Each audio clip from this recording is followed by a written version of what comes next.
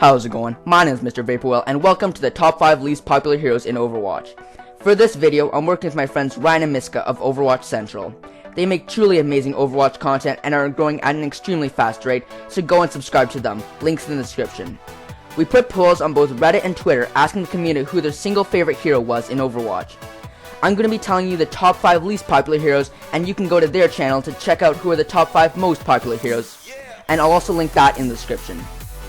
The heroes of Overwatch are all loved, but let's find out who are just not as loved as much as the others. Hope you enjoy. I am Mother Russia. Starting this list is the best of the worst, which is Zarya. Zarya is a tank, and a very interesting one at that. She gets a particle cannon, which has 2 modes of fire, a beam mode and an energy ball, which both increase in damage by the more damage she blocks. For her abilities, you get a personal protective barrier and a barrier to place on an ally. These abilities mean you can not only support yourself, but you can also support your team. For her ultimate, you get the Graviton Surge, which pulls all nearby enemies into a small area, setting them up to be taken down by area damage attacks. Zarya is hard to main as coordination is essential. If you solo queue, it's harder to play as it'll be harder to coordinate your ults and barriers with your team, and this is why I believe Zarya is on this list.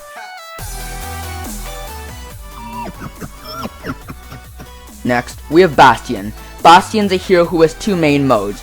Recon mode, which puts him in a mobile state but gives him the ability to do less damage, compared to Sentry mode, which leaves him immobilized but lets him do a far greater amount of damage. He can also repair himself and turn into a tank for a temporary amount of time. Because he's immobile for periods of time, I don't believe this playstyle suits many players, as it's difficult to also play him on offense. This is why I find Bastion on this list. Such a lack of imagination.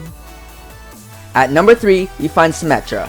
She gets her Photon Projector, which is one of the most unique weapons in the game. It has 2 modes of fire, one that fires a charged proton ball that does high damage but has a slow travel time and also bypasses shields, and a homing beam mode that homes on enemies and increases in damage with time. Symmetra can give her allies shields which last until they die or you die. She can also place mini sentries which slow enemies down and deal damage. For her ultimate, she gets to place a teleporter, which is very powerful, as it gets to remove the time that your enemies have to walk from your spawn into the battle. Symmetra's kit is the most diverse compared to traditional shooter-style video games. Because of this difference, less players want to play Symmetra, and this is why I believe we find Symmetra as the 3rd least popular hero. Did someone say peanut butter? At number 2, we find Winston. Winston gets a Tesla Cannon, which is a short-range, area-damaging weapon. He gets a Jump Pack, which lunges him through the air, and he also gets a Barrier Projector, which puts up a dome-shaped shield around him.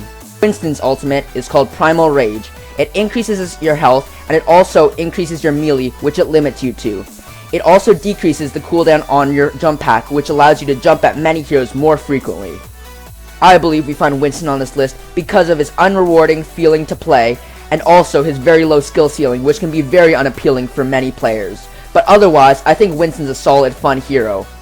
Mostly, just the jumping into battles playstyle and dealing low amounts of damage are reasons why I think we find him on this list. Don't get caught with your beard in the letterbox! At number 1, for the community's least favorite hero, we find Torbjorn. Torbjorn gets a Rivet Gun with 2 modes of fire, a shotgun mode and a DMR type mode. Both these modes do quite a bit amount of damage.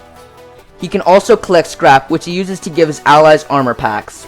He can also place a damaging sentry, which he can upgrade from level 1 to level 2 by hand. For his ultimate, he goes into a mode called Molten Core, which increases the level of his turret from level 2 to level 3, increases his health drastically, and also increases his rate. I believe we find Torbjorn at the least popular hero in Overwatch because of his turret.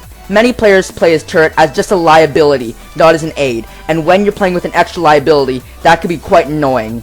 Torbjorn also can really only be viable on defense, which is why I think we find him as the least popular hero in Overwatch. Thank you for watching this video. Remember to check out the top 5 most popular heroes on the Overwatch Central channel. Like and subscribe, and as always, have a good